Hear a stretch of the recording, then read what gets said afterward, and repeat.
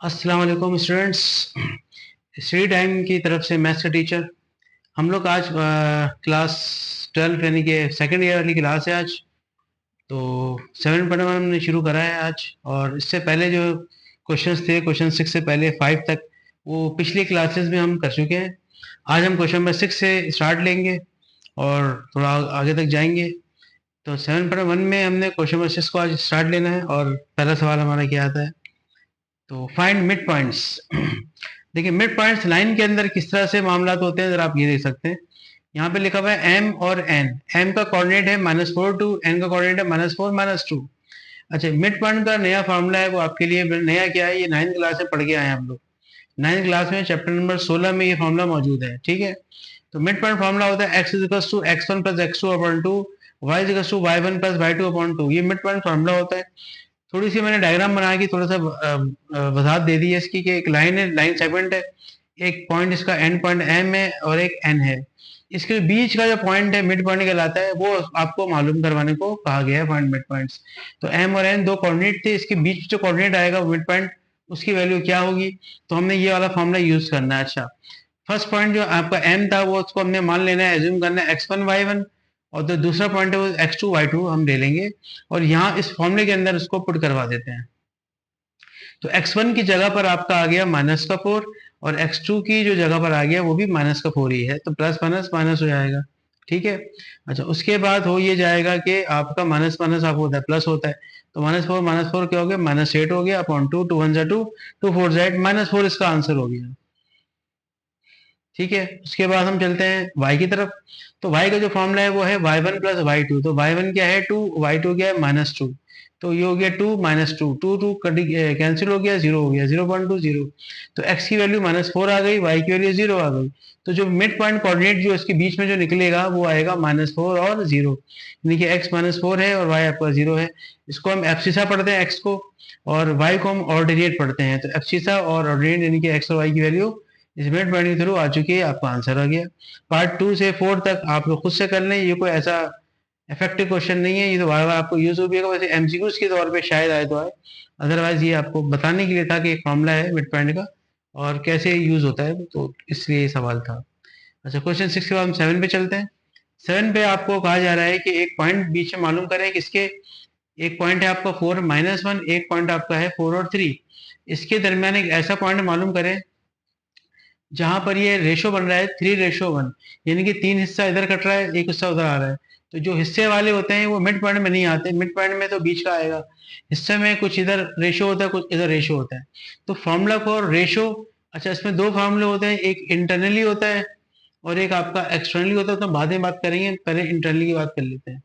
आइए इंटरनली देखते हैं। इंटरनली का फॉर्मूला बड़ा इजी है, और देख सकते हैं आप क्या लिखा हुआ है एक्स की वैल्यू निकालने के लिए।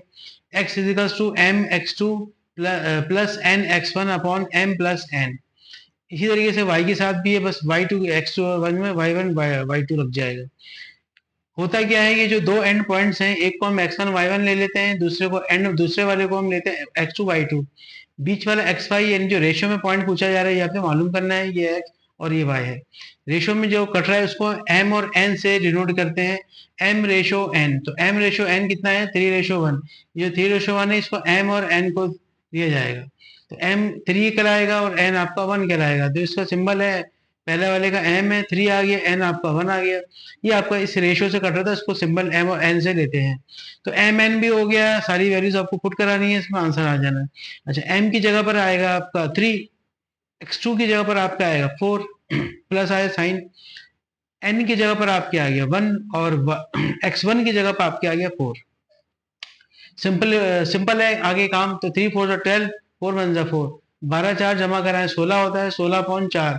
तो 16/4 आ गया, 4 1 4, 4 4 16 कट गया, x की वैल्यू 4 आ गई आपकी। तो एक x आंसर अभी आ गया। y पे चलते हैं। सेम y में भी ऐसे हो रहा है कि यहाँ पे m और n तो सेम रखेगा, जबकि y2 इधर 3 आएगा, y1 या माइनस का 1 आएगा। यहाँ से देख सकते हैं डेटा में मैंने सब कुछ वाजे किया हुआ है। तो 3 3 9, 1 1 1, 9 में से 1 गया, 8 बचा, 8/4, 4 1 4, 4 2 8, और y की वैल्यू 2 आ गई और x की वैल्यू 4 आ गई। तो द रिक्वायर्ड पॉइंट जो आपका है वो है 4 और 2। ये पॉइंट जो था ये कहाँ पर आ रहा है, 4 2 पे आ रहा है, अगर इस रेशो से 3 और 1 के रेशियो से कटेगा तब।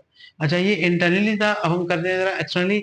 7 के बाद मैंने असल में 9 कराया है, 8 इसके बाद होगा क्योंकि 7 और 9 ऑल्टरनेट है, ये इंटरनली वाला है वो एक्सटर्नली वाला है, इसके बाद हम 8 करेंगे। तो आइए 9 की तरफ चलते हैं। 9 में बिल्कुल सिंपल सवाल सेम है, इसमें एक पॉइंट का नाम दे दिया गया z है, एक पॉइंट का नाम x है, ठीक है। z के पॉइंट है 4 5, x का पॉइंट है 7 -4, ये इसके z के कोऑर्डिनेट हो गए, ये x के कोऑर्डिनेट हो गया। बीच में जो इसके सेंटर में तो नहीं, दरमियान में एक वैल्यू है y पॉइंट पे, वो आपको निकालनी है, लेकिन वो इस वक्त इंटरनली था, ये एक्सटर्नली बाहर से कट रहा है, वो अंदरूनी कट रहा था, ये बाहर से कटता है। तो बाहर से कटता हो क्या रेशियो से, 4:3। तो देखिए एक्सटर्नली और इंटरनली को खास फर्क नहीं है, बस साइन का फर्क है। अगर यहाँ देखें तो ऊपर नीचे प्लस साइन है, यहाँ देखें तो ऊपर नीचे माइनस साइन है, ठीक है। तो ये दोनों फॉर्मूले एक जैसे ही हैं, बस साइन का फर्क है, बाकी वही m है, n है, 4 और 3 है, और x1 y1 x2 y2 ऊपर बोर्ड पे लिख दिया मैंने, x1 y1 तमाम वैल्यू इसके मुताबिक पुट हो जाएंगी, फॉर्मूले में रखेंगे।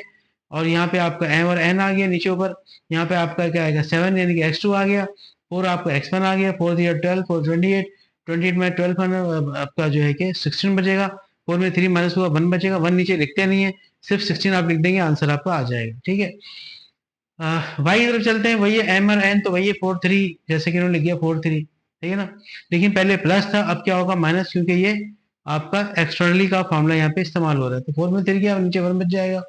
यहाँ पर ये आपका जो y2 आया है, y2 क्या माइनस का 1 आ गया, और y1 आपका 5 आ गया, तो 5 3 15, 4 1 4, इनको आपने ऐड कराया -19/1, तो 1 नीचे लिखते नहीं है, लिहाजा -19 हो गया, तो 16 और -19 ये आपका आंसर आ गया। जो y डिवाइड एक्सटर्नली कर रहा था वो आपका 16 और -19 ये आपका आंसर आ गया, ठीक है।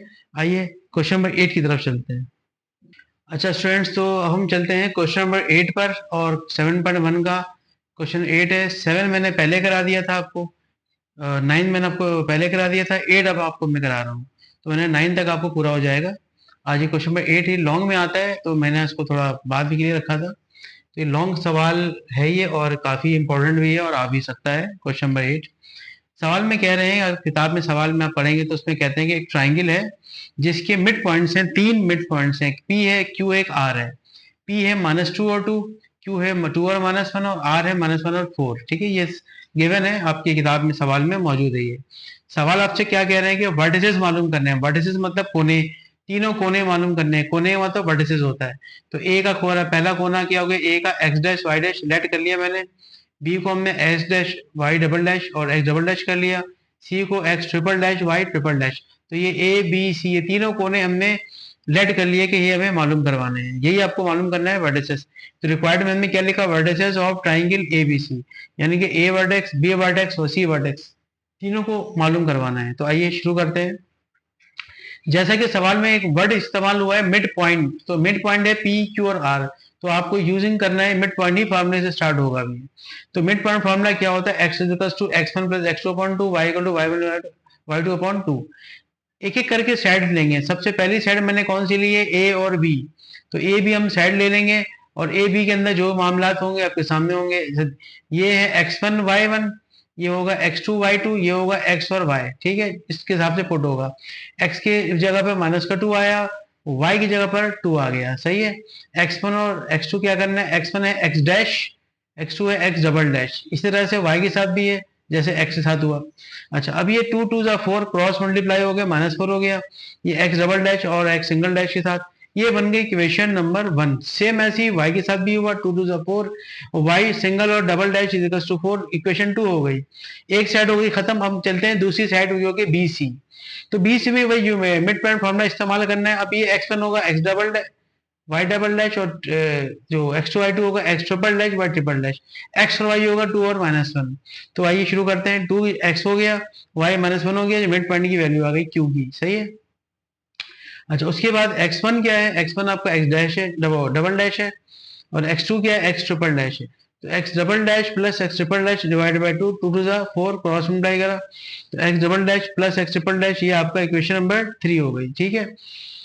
तो ये 3 हो गई, और इस तरह से y के साथ करेंगे तो 4 हो जाएगी, क्योंकि y की वैल्यू -1 थी, जैसा कि आप यहाँ पे देख रहे थे, ये रहा y, ये -1 थी। क्योंकि बात हो रही है BC की, तो जाहिर से इसकी मिड पॉइंट आप ये इस्तेमाल करेंगे। तो y double dash y triple dash, ये y डबल डैश ये और y ट्रिपल, ये हो गया y y1 प्लस y2, ये y1 प्लस y2 की वैल्यू आपने ऐड करी, 2 को माइनस से मल्टीप्लाई किया, माइनस का 2 हो गया, y double dash y triple dash minus 2, equation number 4 हो गई। और सिमिलरली बिल्कुल AC के साथ वैसे ही होगा, ये x और y हो गया, ये -1 4 ये आप देख रहे होंगे, ये x1 हो गया, वो x2 हो गया फॉर्मूले के हिसाब से, ये देखें आप पुट हो गया, और y single dash y triple dash ये आपका y1 y2 हो गया। x y सेम हुआ, AC को फॉलो कर रहे थे हम लोग, लिखा हुआ फॉर साइड AC, तो वही क्रॉस मल्टीप्लाई, 2 1 -2 और ये सिंगल प्लस ट्रिपल, और ये 2 4 8 सिंगल प्लस ट्रिपल, ये इक्वेशन 5 6 हो गई। टोटल में ला करके आपकी हो गई 6 इक्वेशन, तो 1 2 3 4 5 6। अब हमें ऐड करना है सिर्फ x वालों को, जब वो पूरा कर लेंगे तो फिर हम ऐड करेंगे सिर्फ y वालों को। अगर हम देखें और से तो x वैल्यू की जो इक्वेशन है वो सिर्फ कौन कौन सी है, 1 है, 3 है और 5, यानी कि ऑड नंबर्स वाली जितनी भी इक्वेशन बनाई है हमने वो आपकी x वाली है। तो जो भी x वाली है इनको ऐड कर लेते हैं, आइए शुरू करते हैं।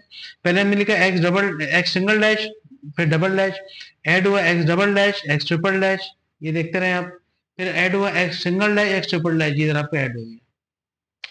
अच्छा, जो इजिकल टू की बात है, जाहिर सी बात है वो भी ऐड होंगे, जैसे कि -4 था, इधर +4 था, इधर -2 था, तो राइट हैंड साइड भी चलती रहेगी वैसे ही जैसे लेफ्ट चल रही थी। हर चीज डबल डबल है, एक्स डैश डबल है, एक्स डबल डैश भी 2 दफा है, एक्स ट्रिपल डैश भी 2 दफा है, तो दो दो दो दो सब हो गए।